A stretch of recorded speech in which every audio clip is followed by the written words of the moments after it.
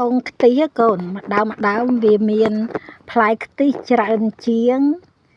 អត់ខ្ទិះហើយផ្លែដូងខ្ទិះនឹងយើងញ៉ាំធ្វើជាបង្អែមញ៉ាំដាក់ជាមួយគ្រាប់ជីមួយទឹកសក់ស្រូវមួយលុកឆិតមួយសារាយអូយក៏នៅឆ្ងាញ់ណា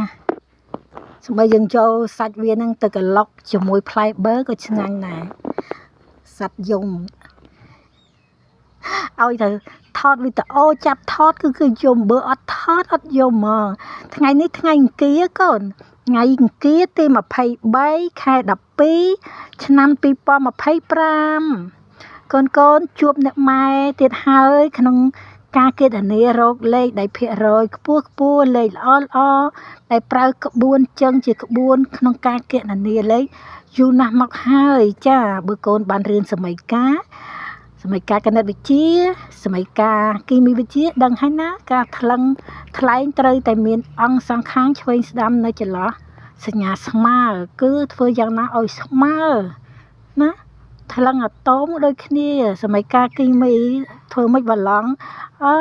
ដូចថាអូប្រមាណអញ្ចឹងទៅខាងអង្គមួយជាងទៀតអូនឹងអុកស៊ីសែននឹងចំនួនប្រមាណទៅចាក្នុងការគណនាលេខឆ្នោតដូចគ្នាកូនក្នុងការប្រុងប្រយ័ត្នជ្រើសរើសបញ្ជាក់ហើយបញ្ជាក់ទៀតធ្វើយ៉ាងណាឲ្យចេញមកចំថ្ងៃអត់ដេកផ្លូវតែដេកផ្លូវយើងខាតទៅកូនបានលេខល្អមកយើងត្រូវសម្រុកយកលុយឲ្យបានច្រើនពេលហ្នឹងបែរជាយើងអស់លុយអស់ក្រក់បាញ់បានដោយសារយើងអត់បានធ្វើផ្ចិតផ្ចង់អត់ធ្វើដិតដល់លេខចាក់មកគឺ